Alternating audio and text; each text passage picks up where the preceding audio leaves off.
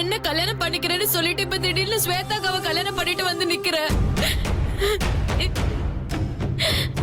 சொல்லு முத்து மாமா, எதுக்காக இப்படி பண்ண?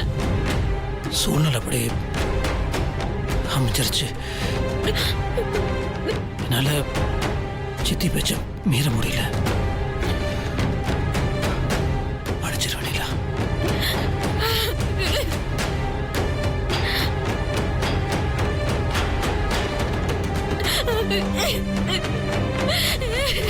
வெண்ணிலா,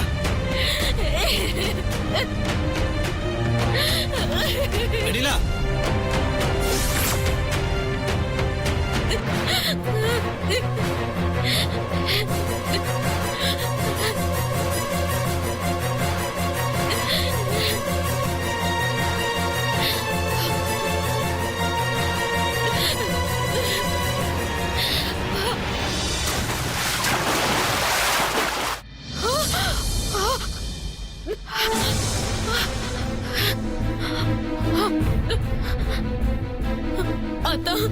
எனக்கு ஏன் இன்னைக்கு பூரா கெட்டதாவே நடக்குது?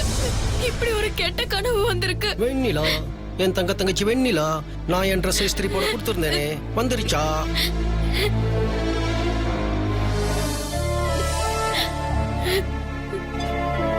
வெண்ணிலா, என்னாச்சு? ஏன் உன் கண்ணெல்லாம் கலங்கிருக்கு? காலையில இருந்து எனக்கு எல்லாமே கெட்டதாவே நடக்குது. அதனாலதான் இப்படி. அப்படி என்ன நடந்தது? காலையில எந்திரிச்ச உடனே என்ன நடந்துச்சுன்னா,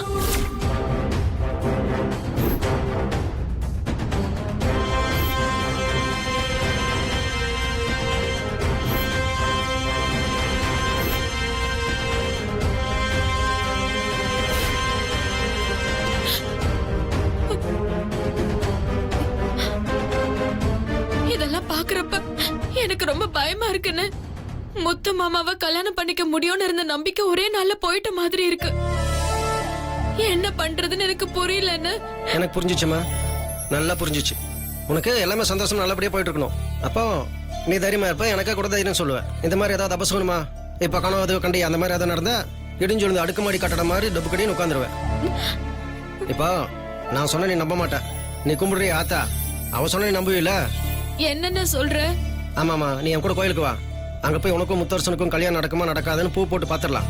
நீ மனசுல நினைச்ச பூ வந்துருச்சுன்னா அப்ப உனக்கு நம்பிக்கை வந்துடும்ல. அது வரைக்கும் நானும் முத்தரசனும் உனக்கு என்ன சொன்னாலும் உனக்கு நம்பிக்கை வராது, தைரியம் வராது. நீ பேசாம என் கூட கோயிலுக்கு வா. என்னம்மா யோசிக்கிற? வா போலாம். சரி, ஐ முன்னாடி கோயிங், நீ பின்னாடி கம்மிங். வா.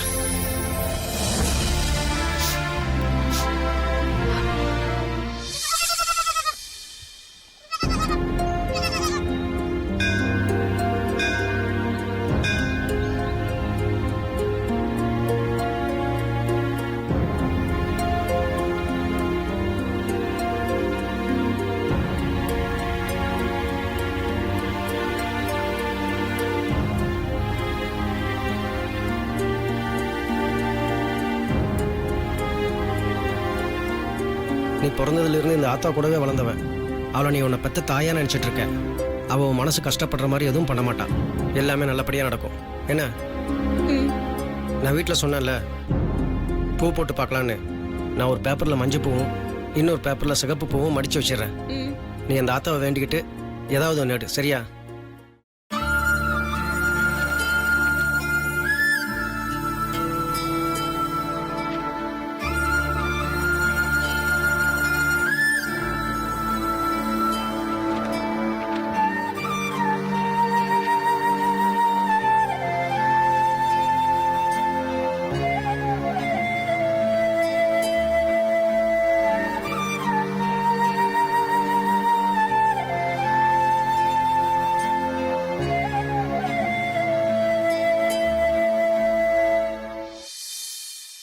என் கைக்குள்ளே இருக்கிற பேப்பரில் ஒன்றில் மஞ்சப்பூ இருக்குது, இன்னொன்றில் சிகப்பு பூ இருக்குது. கண்ணை மூடி அந்த ஆத்தாவை நல்லா வேண்டிக்கிட்டு ஏதாவது ஒன்று எடுமா. மஞ்சப்பூ வந்ததுன்னா சுபம், நீ நினச்சது நல்லபடியாக நடக்கும். அதே சிகப்பு பூ வந்ததுன்னா அது எதுக்கு என் வாயில சொல்லிட்டு, அது வராது, மஞ்சப்பூ தான் வரும். நீ அந்த ஆத்தாவை நல்லா வேண்டிக்கிட்டு ஏதாவது ஒன்று எடு.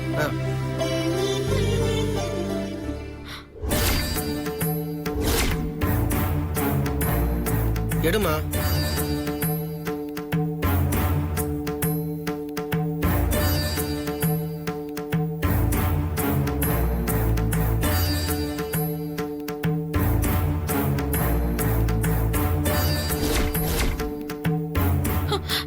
ஒரு நிமிஷம் ஆத்தா, நீதான் எனக்கு நல்ல வழி காட்டணும்.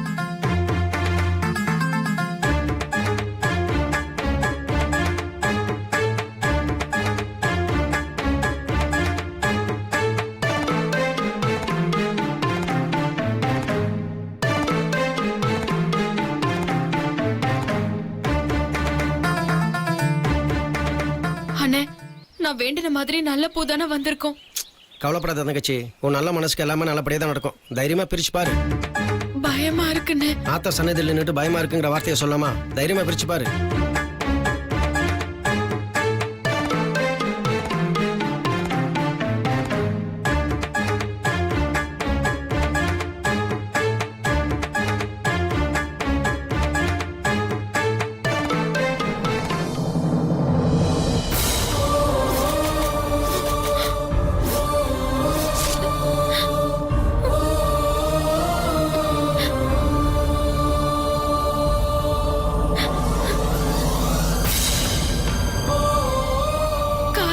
நான் பயந்தது எல்லாம் இப்ப நிஜமாயிடுச்சுன்னு.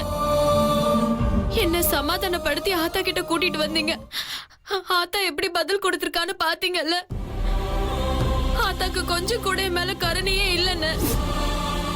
அப்ப எங்க கல்யாணம் நடக்காம தானே போகும். நடக்காதுன்னு. தங்கச்சி, அப்படியெல்லாம் சொல்லாதம்மா. உன் வாயில அப்படி ஒரு வார்த்தையை சொல்லாத. ஏதோ இது ஒரு தெய்வ குத்தம் நினைச்சுக்கோ. என்ன, தயவு செஞ்சு மனசு தளர விட்டுறாத. அல்லாத இது ஏதோ தவறுதலா நடந்துச்சுன்னு நினைச்சுக்கோ. என்ன, அல்லாதம்மா. சரி வா, வீட்டுக்கு போலாம் வாமா.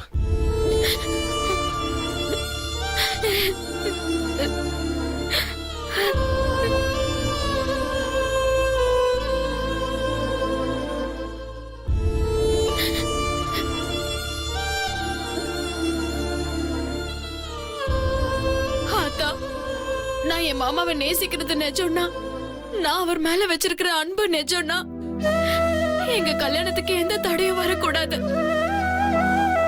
எனக்கும் முத்து மாமாவுக்கும் நான் நினைச்ச மாதிரி சீக்கிரமாவே கல்யாணம் நடக்கணும். ருத்ரா குட்டி என் மகளா வரணும். நீதான் இது எல்லாத்தையும் நடத்தி வைக்கணும். தங்கச்சி, கவலைப்படாதம்மா. அந்த ஆத்தா கண்டிப்பா வேண்டுதலை நிறைவேற்றுவா. தைரியமா இருமா.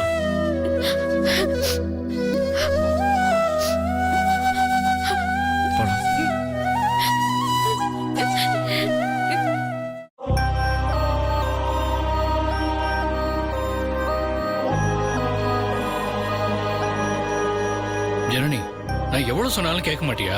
ஒன்னதான் சொல்றேன். ஏன் ஜனனி இப்படி இருக்க? நான் இவ்வளவு தூரம் சொல்றேன்ல, சொன்னா கேளு. கார்த்தி, நீங்க கொஞ்சம் சொல்லுங்களேன். தங்கச்சி, நீ போய் ஒப்பு தாம்பாளத்துக்கான ஏற்பாடையெல்லாம் பண்ணி வை, நான் வந்துடுறேன். இப்படி நின்றுட்டு இருந்தா என்ன அர்த்தம்?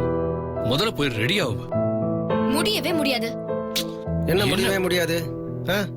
என்னாச்சு? ஏன் ஜனனி மூஞ்சி ஒரு மாதிரி இருக்கு? ஜனனி பயங்கரமா மறுபடி படிக்கிறா. ஒப்பு தாம்பளத்துக்கு ரெடி ஆக மாட்டாளா? ஜனனி, மாப்பிள்ளை இவ்வளவு தூரம் சொல்றாருல்ல, போமா போய் ரெடி ஆயிட்டு வா.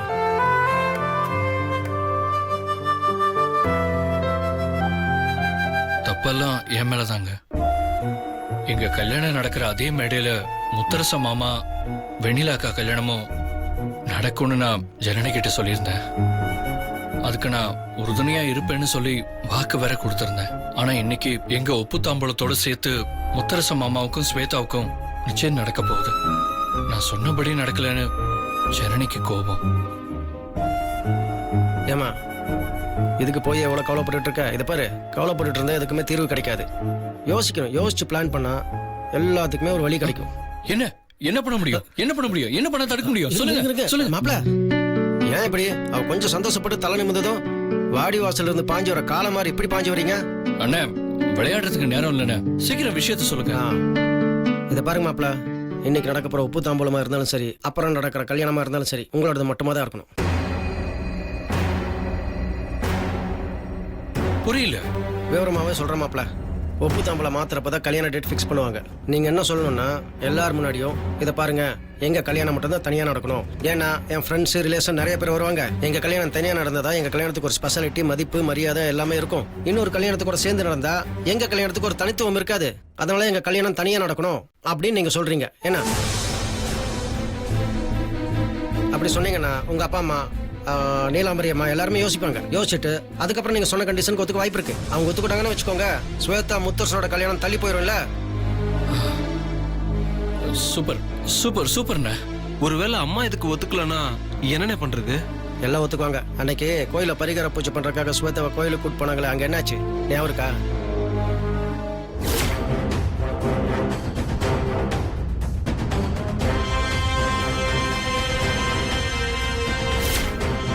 ஆமா, தாலி நெருப்புல விழுந்து எரிஞ்சிருச்சு.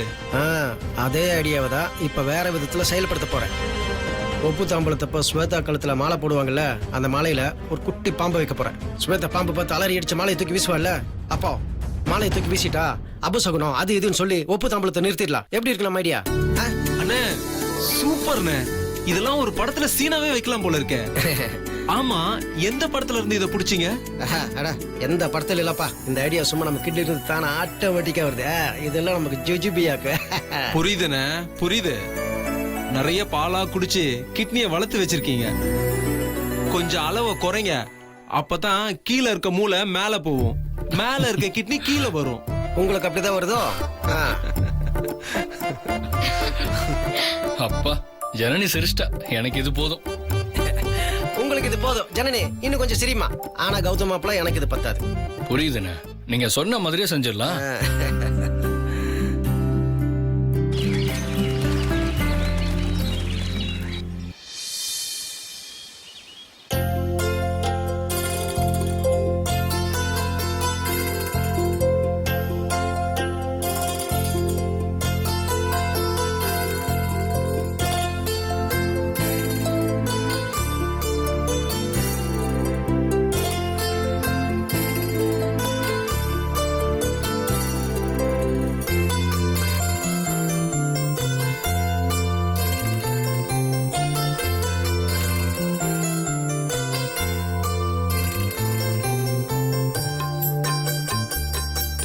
மருது மா, முத்தர் சேங்கப்பா.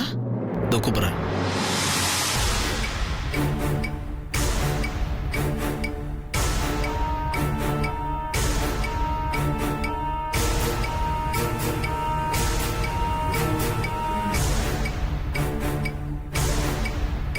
என்ன முத்தரசு, என்னப்பா மாப்பிள்ளை கோலத்துல பட்டு வேட்டி கட்டிட்டு வருவேன்னு பார்த்தா இப்படி சாதாரணமா வர்றேன்? உப்பு தாம்பலம் முக்கியமா இன்னைக்கு ஜனனிக்கு மாப்பிளைக்கும் தானே. எனக்கு அப்படியே கல்யாண தேதி குறிக்க போறீங்க, அவ்வளவுதானே. அதுக்கு இதுக்கு சித்தி பட்டு வெட்டி பட்டு சட்டலாம் சாதாரணமாக எடுத்துடலாமே.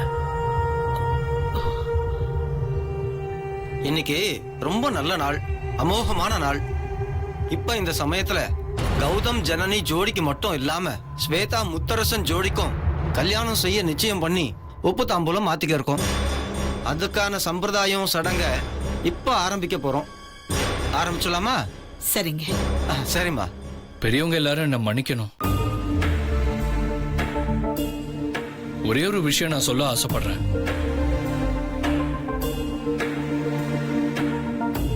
கௌதம், என்னடா இதெல்லாம்? பேசாம இரு. இருங்கம்மா, நான் சொல்ல வந்ததை சொல்லிடுறேன். முக்கியமான விஷயம்தான். இன்னைக்கு 2 ஜோடிக்கும் சேர்த்து உப்பு தாம்பூலம் மாத்துறதுக்கும் கல்யாணத்தை ஒரே முகூர்த்தத்துல ஒரே மேடையில நடத்துறதுக்கும் எனக்கு உடன்பாடு இல்லைங்க.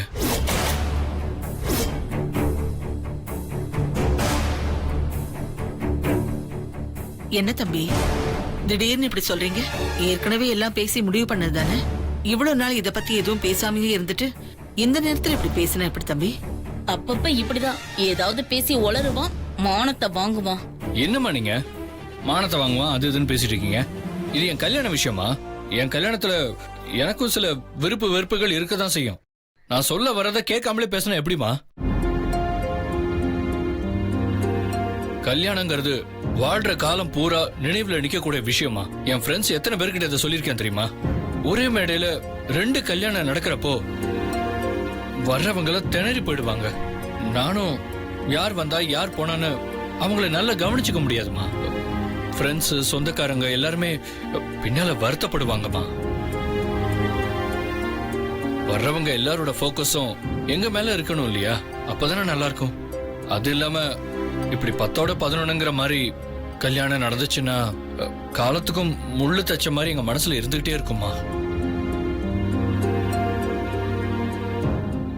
முதல்ல வாழ்க்கைய தொடங்குறப்போ அது எந்த மனக்குறையோடையும் தொடங்க கூடாதுன்னு நான் சொல்றேன். இதுக்கப்புறம் பெரியவங்க நீங்க யோசிச்சு என்ன சொல்லணுமோ அதை சொல்லுங்க. ஆனா எனக்கு இந்த 2 கல்யாணமும் சேர்ந்து நடக்கிறதுல விருப்பம் இல்லை.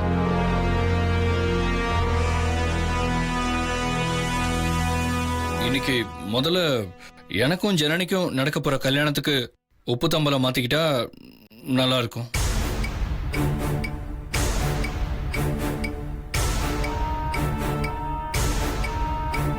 நான் என்ன சொல்ல வரேன்னா, நான் சொல்றது உங்களுக்கு சங்கடமா இருந்தா அவங்களுக்கு இன்னொரு முகூர்த்தத்துல கூட கல்யாணத்தை வச்சுக்கலாமே.